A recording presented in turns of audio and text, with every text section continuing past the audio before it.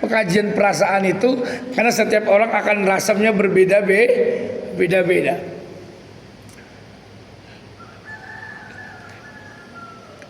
Sudut pandang manusia tentang perasaan juga berbeda-beda. Rasa senang dan suka, benci dan permusuhan itu pun juga berbeda-beda. Tanggapan manusia tentang kita pun juga berbeda-beda. Maka saya sampaikan tadi, kekejian atau al-fahsya tidak berkaitan dengan perasaan. Kita mengadakan hadroh misalkan di musola. Ada tetangga kita tidak suka hadroh, lalu kita tidak melaksanakan hadroh? Tidak. Jangan sampai ini dibenturkan. Kalau kita dibenturkan, kita tidak bisa melaksanakan ibadah, Pak. Kalau setiap subuh ada ngaji, betul? Kalau tidak ada tausiah, tidak ada taklim subuh, ada ngaji. Terus tetangga kita tidak berkenan adanya ngaji. Apakah ngajinya stop? Karena ini perbuatan fahsya? Bukan. Ya ini dia, makanya saya sampaikan fahsya itu tidak berkaitan dengan perasaan. Saya Ustadz ngomong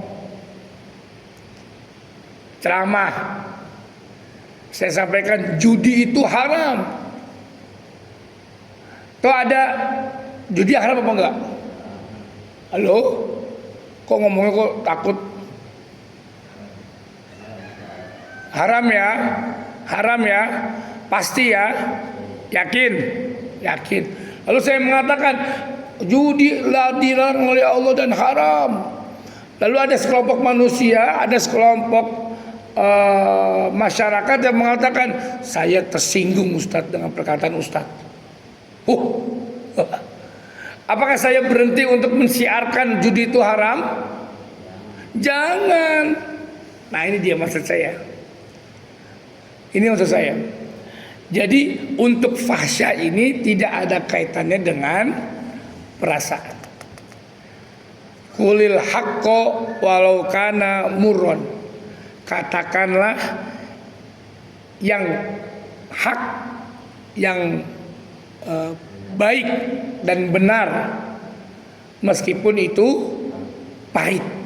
Qulil haqqo walau kana murron. Sama juga dengan kerjakanlah yang benar dan yang baik dan benar meskipun itu pahit. Melanggar kebiasaan atau melabrak kebiasaan masyarakat, gak apa-apa, gak ada masalah. Satu masyarakat tidak ada yang sholat, lalu kita sholat. Lalu masyarakat mengatakan, wih, kok dia sholat, sombong sekali dia sholat, kita nggak sholat. Apakah kita berhenti sholat? Tidak. Nah, Bapak Ibu dan mati Allah, itu batasannya ya. Setiap perkataan dan perbuatan yang merusak diri sendiri dan merusak orang lain, yang bersanding atau bersandar kepada Al-Quran dan Al-Hadis, itu al-fahsya.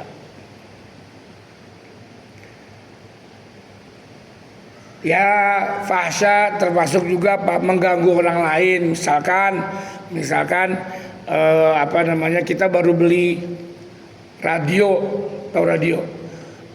tip atau sound. Wah, soundnya gede, suaranya bagus. Yang beli saya, pakai uang saya, betul. Yang lainnya di rumah saya. Mas gede-gede Pak, pasangnya gede-gede lagi full suaranya, dung. Nah ini fahsya. Ini baru fahsya. Sedangkan tetangganya ada yang sakit gigi. Ini baru namanya fahsya. Ini bedakan ya. Jadi antara contoh yang pertama dengan contoh yang kedua ini beda dan jauh. Ini beda dan jauh. gitu. Mobil saya yang beli saya makin di depan rumah saya, tapi makinnya sembarangan. Nah ini beda kasus, beda kasus.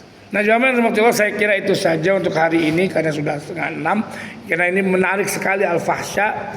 Tadi patokannya apa Bapak Ibu dirahmati Allah? Di luar perasaan. Ini dulu. Jadi kita menghindari perbuatan keji tapi di luar perasaan. Contoh lagi yang sangat menarik, ketika ada kumpulan atau teman kita atau masyarakat kita atau jagongan kita duduk bareng, lalu semuanya pada minum khamr, ayo kita minum. Jangan untuk berdalih menjaga perasaan kita minum, Pak. Salah. Karena pergaulan lalu kita minum, salah. Berarti kita sudah nyemplung kepada fahsya. Kok minum sih? Ustaz, saya minum untuk menjaga perasaan teman-teman. Ini yang salah.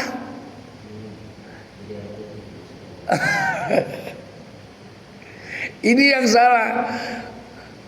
Dengan dalih maksud dan tujuan untuk menjaga perasaan, ternyata dia nyemplung kepada keburukan itu. Jadi tidak ada alasan untuk melakukan fahsya, meskipun itu berdalih perasaan. No. Soalim, biarin aja soalim. Lebih baik soalim daripada sok maksiat. Kok nggak ngerokok sih, misalkan jangan rokok. Wah, nggak jantan, nggak apa-apa. Karena itu bukan bagian daripada syariat. Saya nggak ikut, nggak ada masalah. Kecuali kalau semuanya sholat subuh berjamaah, saya nggak sholat. Lalu orang-orang yang subuh jamaah untuk menjaga perasaan yang tidak berjamaah, lalu kita nggak usah lagi berjamaah karena kita menjaga perasaan satu orang. Jangan, terus aja. Gitu ya. Saya kira itu saja Bapak Ibu dirahmati Allah. Ini